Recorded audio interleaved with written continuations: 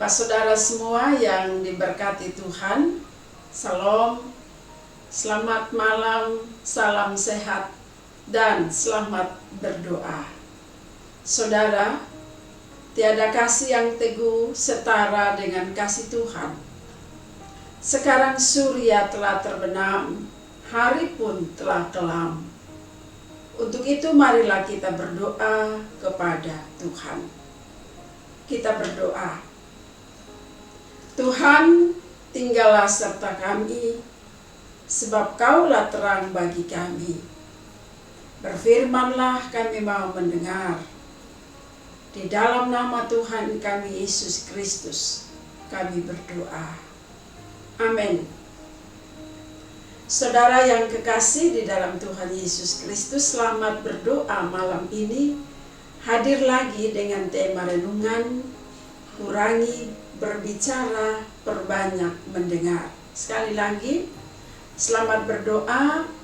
Malam ini hadir dengan tema renungan, kurangi berbicara, perbanyak mendengar. Tema ini diambil dari Alkitab, Injil Matius pasal 6 ayat yang ke-7. Matius pasal 6 ayat yang ke-7. Tertulis seperti ini. Lagi pula dalam doamu itu, janganlah kamu bertele-tele, seperti kebiasaan orang yang tidak mengenal Allah.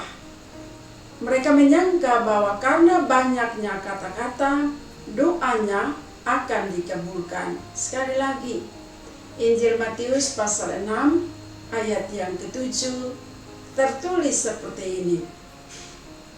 Lagi pula dalam doamu itu, janganlah kamu bertele-tele, seperti kebiasaan orang yang tidak mengenal Allah. Mereka menyangka bahwa karena banyaknya kata-kata, doanya akan dikabulkan. Saudara yang terkasih, dalam hubungan dengan pengabulan doa, mungkin kita pernah berpikir seperti ini.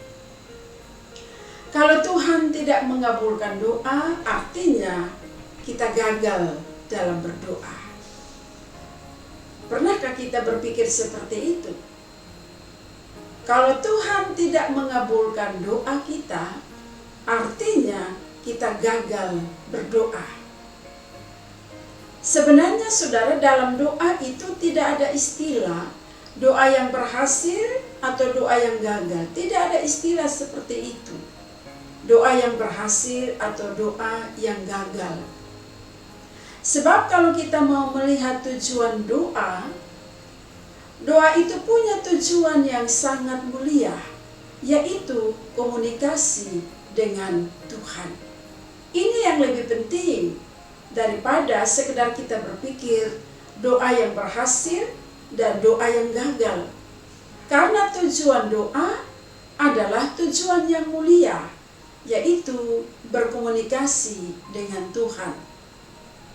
Kalau doa itu adalah komunikasi dengan Tuhan, itu artinya dalam doa saudara dan saya, kita saling berbicara dengan Tuhan.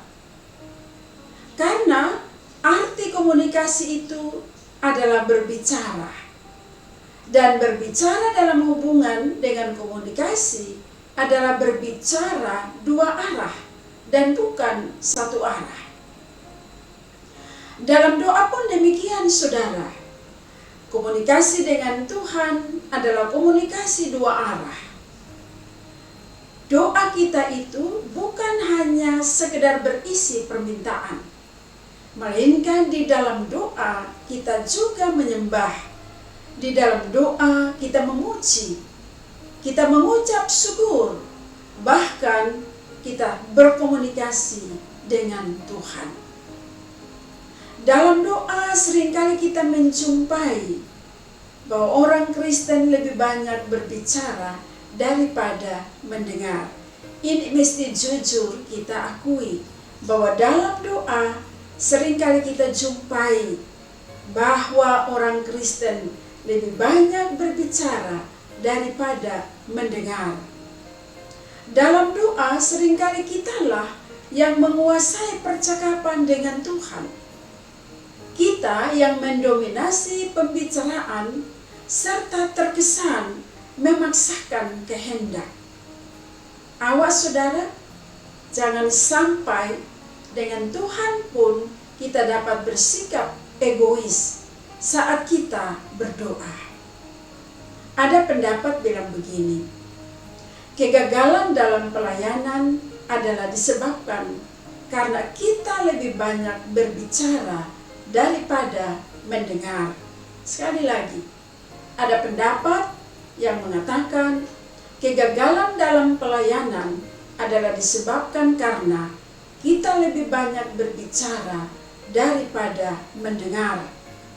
Nah, jika manusia saja berpendapat seperti itu, saudara, bagaimana dengan Tuhan? Itulah sebabnya dalam doa yang Tuhan Yesus ajarkan kepada murid-muridnya, yang Tuhan Yesus ajarkan kepada saudara dan saya, Dia mengatakan, kalau kamu berdoa, doamu jangan bertele-tele. Maksudnya saudara, berdoalah yang efektif. Jangan selalu mengulang-ulang kata. Jangan bertele-tele, artinya dalam doa itu sedikit bicara, banyak mendengar. Jangan kamu bertele-tele, artinya di dalam doa itu kita diminta sedikit bicara, banyak mendengar. Sebab doa tidak diukur oleh lamanya waktu. Doa tidak diukur oleh banyaknya kata-kata serta suara yang bagus, melainkan adakah waktu bagi Tuhan untuk berbicara dengan kita. Soalnya ada di situ. Ketika kita berdoa, adakah waktu bagi Tuhan untuk berbicara dengan kita? Adakah waktu bagi kita untuk berdiam di hadirat Tuhan secara tertib, teratur, dan penuh disiplin? Saudara yang terkasih, banyak orang bangga dan menyibukkan diri dengan doa yang panjang dan bertele-tele tanpa memberikan waktu untuk berdiam lebih lama di dalam hadirat Tuhan. Mari kita ingat akan hal ini, bahwa di dalam doa saudara, Tuhan bukan saja bisa mendengar, melainkan Tuhan juga menunggu kita, memberi kesempatan baginya agar Dia juga berbicara kepada kita. Kita diajarkan ketika kita berdoa, jangan bersikap egois. Di dalam doa, kita diminta kurangi berbicara dan banyak mendengar suara Tuhan. Saudaraku, Bapa kita di sorga sebenarnya mengetahui lebih dahulu apa yang hendak kita mohon sebelum kita berdoa. Jadi, bila kita berdoa, saudara, ingatlah bahwa doa adalah untuk membangun hubungan dengan Tuhan. Dan sekiranya dalam membangun hubungan dengan Tuhan, kita harus sadar lebih banyak mendengar apa kata Tuhan. Sebab Tuhanlah yang Maha Tahu apa yang baik bagi setiap permohonan yang kita naikkan kepadanya melalui doa-doa kita. Karena itu, saudaraku, ketika kita berdoa, janganlah bertele-tele. Artinya, berdoalah yang efektif. Mari di dalam doa kita kurangi berbicara dan perbanyak mendengar suara Tuhan. Selamat berdoa, saudara. Tuhan memberkati. Amin. Kita mensyukuri renungan malam hari ini di dalam doa kepada Tuhan. Kita berdoa. Ya Tuhan, Kami ada di hadirat-Mu yang kudus. Kami bersyukur malam ini kami dapat merenungkan akan firman-Mu. Di dalam doa kami diajar sedikit berbicara dan perbanyak mendengar. Tolong kami dengan Roh-Mu yang kudus, agar apa yang kami renungkan dapat kami lakukan. Kehidupan kami pada malam hari ini, tubuh, roh, dan jiwa kami serahkan dalam tangan kuasa-Mu.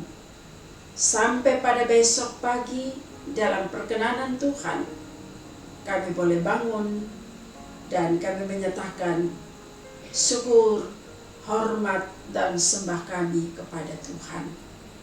Ampuni kami, kuduskan kami, dan biarlah kami belajar mengampuni mereka yang bersalah kepada kami. Demi Kristus Tuhan kami berdoa. Amin. Saudara terkasih, sampai jumpa di Selamat Berdoa berikutnya.